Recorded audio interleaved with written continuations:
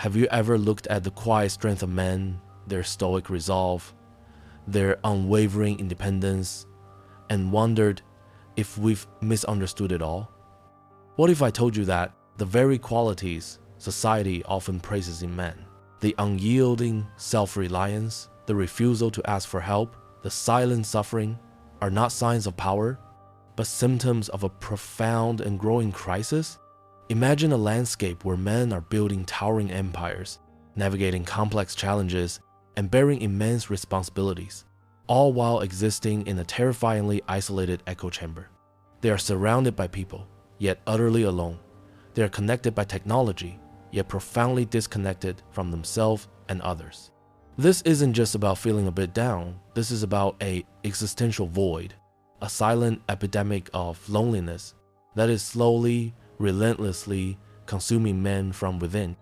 We're not talking about the kind of loneliness that comes and goes, a momentary pang of missing someone. No, this is a deep, structural isolation, a profound inner solitude that is often masked by outward success, by a facade of competency, by a grim determination to just power through. It's the kind of loneliness that whispers in the dead of night, questioning purpose, eroding meaning, and leaving a man feeling like a stranger in his own life. But here's the most shocking part. We, as a society, are not only ignoring it, but in many ways, we are actively cultivating it. We celebrate the lone wolf, the man who needs no one, the one who toughs it out. We tell our boys to man up, to suppress their emotions, to always be strong. And in doing so, we are unknowingly pushing them further into an abyss of isolation, severing the very bonds that could save them. But what if I told you that this isn't just a modern phenomenon, but a warning echoed by a philosopher centuries ago? If you dismiss this as mere melancholy, if you choose to turn away from this uncomfortable truth, you risk becoming a silent accomplice to a generation of men lost at sea. You risk fundamentally misunderstanding the very fabric of our modern crisis. Because this is not a fringe issue, it is a creeping rot that threatens to collapse the structures we depend on.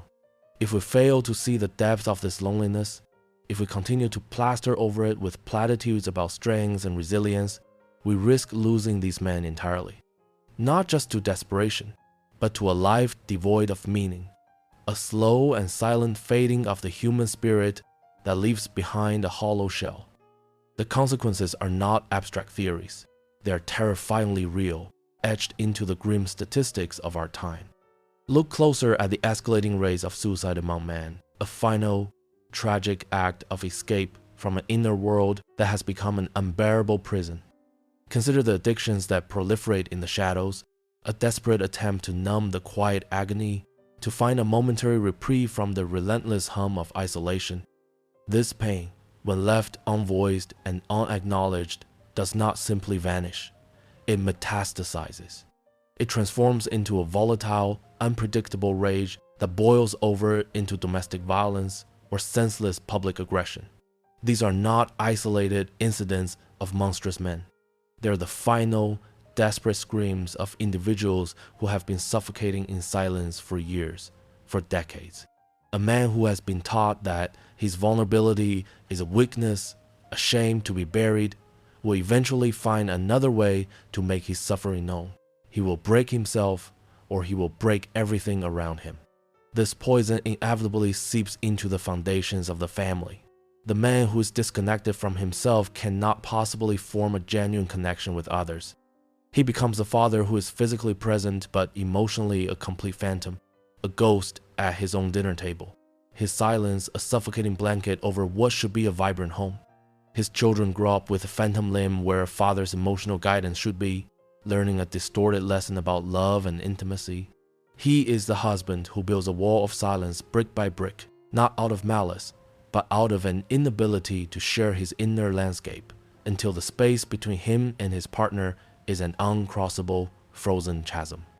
This loneliness is a contagion. It creates ripples of isolation that touch his partner, his children, his friends, passing down a legacy of emotional illiteracy and quiet despair.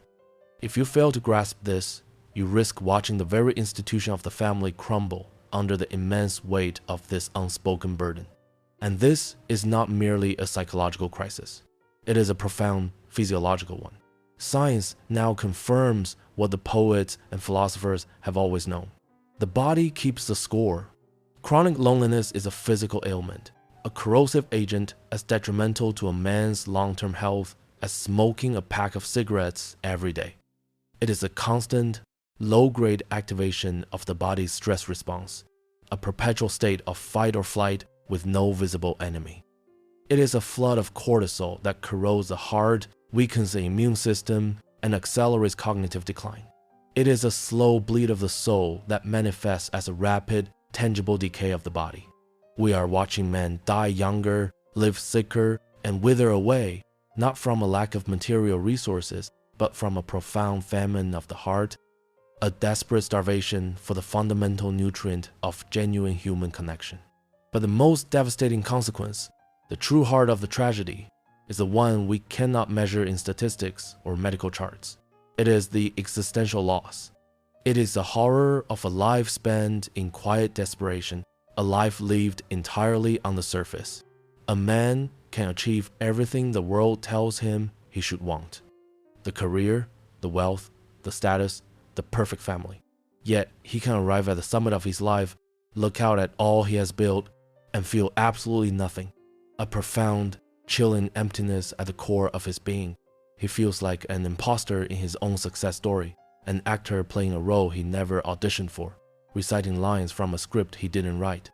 This is the ultimate risk. A man can live his entire life and never truly live at all. He can exist as a collection of functions, a provider, a protector, a worker, but never as a whole, authentic human being. He becomes a lonely spectator at the parade of his own existence, watching it all pass by from an immense, unbridgeable distance. The stakes are not happiness, they are existence itself. We see the symptoms everywhere, the silent suffering, the quiet withdrawal. We label it depression, burnout, a midlife crisis. But what if these are all just modern names for an ancient spiritual sickness? A sickness diagnosed over a century ago by a philosopher who saw this silent epidemic coming. But what if the labels we use are wrong? We call this suffering depression. We call it anxiety, burnout. We medicalize it, pathologize it, and prescribe solutions that treat the symptoms while ignoring the disease. The truth is far more unsettling. The first unexpected discovery is this: the silent epidemic of loneliness in men is not primarily a psychological problem. It is a spiritual one. Over 150 years ago, a Danish philosopher, a lonely prophet of the inner world named Søren Kierkegaard, gave it a name. He called it despair. But his definition was terrifyingly different from our own. For Kierkegaard, despair was not the sadness of wanting something you cannot have. It was the sickness unto death. And this sickness had a very specific cause: the horror of not being one's authentic self. It is a fracture in the soul, a man divided against himself. This is the true state of the modern lonely man. He is a walking civil war. Society hands him a mask and a script. It tells him, this is who you are: a provider, a protector, a rock, unemotional, self-sufficient. And from a young age, he learns to play this part. He learns to sever the connections to his own inner world, to cauterize his vulnerability, to treat his own feelings as a foreign enemy. He builds a persona, a functional shell, that allows him to navigate the world and earn its approval. But the true self, the authentic being, is locked away, starved of light and air, a prisoner in the dungeon of his own heart. This is Kierkegaard's despair. The constant, grinding friction between the man he pretends to be and the man he truly island. He feels this gnawing emptiness, this sense of profound inauthenticity, but he has no language for it. He just knows that something is fundamentally wrong. He's an actor who has been playing a role for so long he has forgotten his own face. The loneliness he feels is not the absence of other people. It is the absence of himself. He is a stranger in his own life, haunted by the ghost of the man he was meant to be. This sickness unto death is not a quick killer. It is a slow, methodical erasure of the soul, a life sentence of quiet desperation. If this sickness is a profound disconnection from the self, then what is the force that is severing this connection in the first place? The second, and perhaps most disturbing, discovery is that this force is not some abstract evil. It is us. It is the very culture we have built and continue to reinforce every single day. The despair is not a personal failing. It is a social contract that men are forced to sign in blood from the moment they are born. Think of the phrase we use as the ultimate tool of social conditioning, man up. It sounds like a call to courage, a summons to virtue, but it is not. It is a command to self-mutilate. It is an instruction to amputate the most human parts of oneself. Man up means do not feel, do not show weakness, do not ask for help, do not admit you are scared or lost or broken. It is a brutal, relentless process of psychic numbing. We have created a performance of masculinity, a rigid set of rules that promises acceptance and status in exchange for authenticity. From the playground to the boardroom, men are taught that their value is external. It is measured in their achievements, their earnings, their stoicism. They are rewarded for suppressing their inner world. And why do they agree to this terrible bargain? For one simple, primal reason: fear. The fear of social exile. The fear of being deemed weak, of being seen as less than a man by their peers. This fear is so powerful that a man will choose the profound loneliness of his internal prison over the terrifying risk of being cast out for being real. So he puts on the mask, he plays the game, and in doing so, he joins a silent brotherhood of the estranged. They stand together, shoulder to shoulder, projecting an image of unshakable solidarity, while on the inside, each man is utterly, terrifyingly alone. This is the cruel paradox. In his desperate attempt to belong to the tribe of men, he isolates himself completely from genuine human connection. He is surrounded by brothers in arms who can never be brothers in spirit, because the first rule of the tribe is that you never ever reveal what is truly happening inside. They can talk about sports, about work, about conquests, but they cannot talk about the things that matter, their fears, their sorrows, their shame. And so, the social fabric itself becomes a cage, a beautifully decorated prison where men are held captive by their own performance. But surely, you might think, our modern world has created the tools to break free from this prison. What about the digital age, the promise of infinite connection right at our fingertips? This leads us to the third and final revelation, the unexpected twist that brings this ancient sickness into our hyper-modern world. The very technology that promised to connect us all has become the most sophisticated and insidious architect of male loneliness ever devised. The digital world is not a bridge, it is a mirage. It offers the illusion of connection without any of the substance, a feast of empty calories for the starving soul. Social media, messaging apps, and online forums provide endless streams of communication, but they deliver almost no genuine communion. It is a fire hose of information in a desert of intimacy. Worse, it forces men to double down on the performance of masculinity. Online, a man is not a person, he is a brand. He must present a carefully curated version of his life, the successful professional, the world traveler, the fitness enthusiast, the stoic philosopher. He is now in competition not only with other men, but with a polished, digital ghost of his own creation. This widens the chasm between his performed self and his authentic self, until the gap is unbridgeable, deepening that Kierkegaardian despair into an abyss. And a more sinister force is at work. The algorithms that govern these platforms are not designed for human well-being. They are designed for one thing: engagement. They have learned that outrage, division, and social comparison are the most effective fuels for that engagement. So they create echo chambers, digital tribes that reinforce a man's biases and fears, isolating him intellectually and emotionally from anyone who thinks differently. The algorithm becomes a high-tech jailer, personalizing his prison cell, feeding him a steady diet of content that confirms his loneliness is not his fault, it is the world's. It radicalizes his isolation. But the most profound damage is the destruction of presence. Technology has shattered our ability to simply be with another person. A man can be sitting in a room with his wife and children, but his mind, his soul, is 1,000 miles away, lost in the glowing rectangle in his hand. This creates a bizarre and painful new form of loneliness, being alone, together. The physical proximity makes the emotional distance even more agonizing. The silence in the room is no longer peaceful. It is a testament to the digital void that has consumed true connection. The promise of the global village has resulted in a world of lonely basement dwellers. We have been sold a fantasy of connection, but the reality is the most profound and widespread isolation in human history. We have identified the spiritual sickness, the social prison, and the digital mirage. We are trapped. So, is there any escape? Is there a truth so powerful it can shatter all three of these illusions? So we are trapped.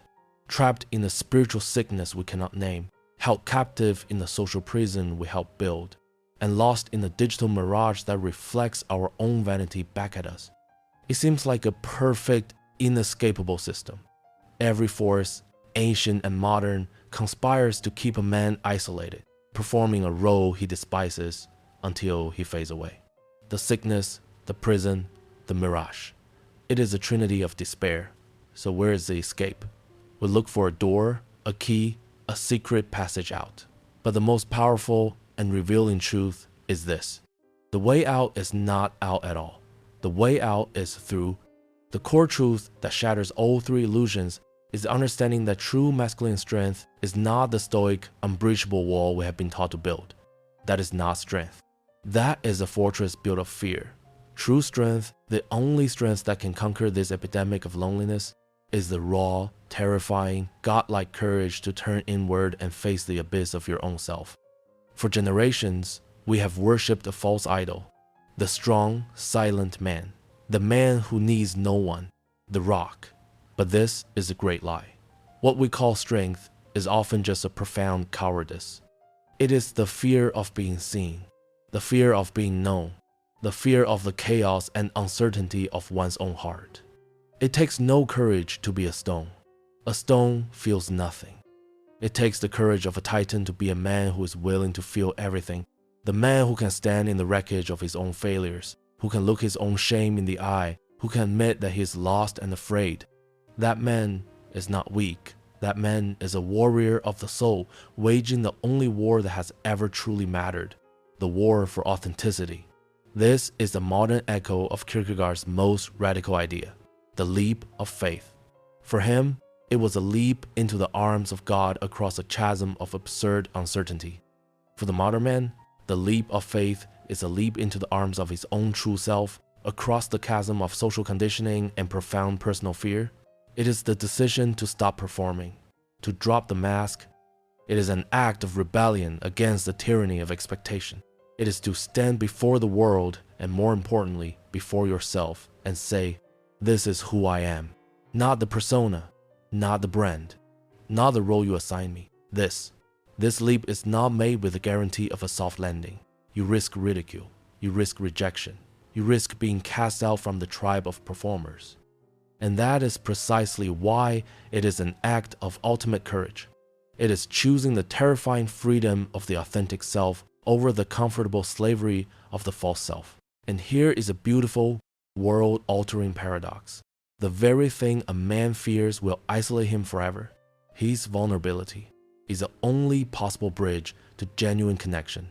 As long as he wears the mask, he can never truly be known. He can be admired. He can be respected. He can be desired. But he can never be loved for who he truly is, because he is hiding who he truly isn't. All his relationships are built on the foundation of a lie, his own performance, and so he remains alone even in a crowded room. But when he takes that leap, when he finds the courage to reveal his authentic self, something miraculous happens. He gives other people permission to do the same. His vulnerability becomes an invitation. He discovers that the very fears and insecurities he thought were his alone, his shameful secrets, are in fact the universal language of the human heart.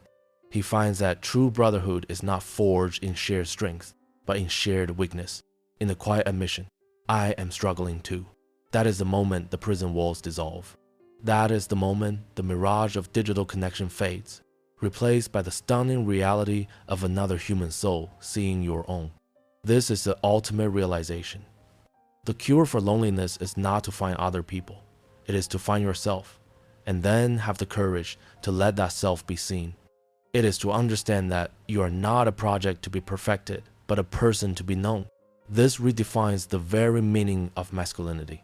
It is no longer about control, about dominance, about being an unbreachable fortress. It is about presence, the courage to be present with your own pain, the courage to be present with the pain of others, the power to create a space of psychological safety where real connection can finally grow. This is a truth that sets you free. The key to your prison cell has been in your own hand the entire time. The only question is, what will you do with it? The key is in your hand. The prison door is unlocked. The knowledge of the sickness, the social prison, and the digital mirage does not bring comfort, but it brings clarity. It illuminates the battlefield. You now understand that the war against your own loneliness is not a war you can win with external achievements or by accumulating followers. It is an internal war, an act of insurgency against the tyranny of your own performance. The lessons learned. Your courage to be authentic is the only weapon you have. So, here's the challenge. It is not a call to some grand, heroic gesture. It is a call to a series of small, terrifying rebellions in your daily life. Challenge yourself just once today to choose the path of authenticity over the comfortable path of performance. When a friend asks how you are, resist the automatic, hollow reply of, "I'm fine." Search for one true word instead. Tired, uncertain, hopeful, struggling. That single honest word is an act of war against your own despair. It is a crack in the prison wall, a glimmer of light in the darkness. Challenge yourself to be the man in your circle who has the courage to put down his phone when he is with people he claims to care about. To break the spell of the digital mirage and offer the sacred, undivided gift of your presence. To listen not with the intent to reply, but with the intent to understand. This is not a passive act.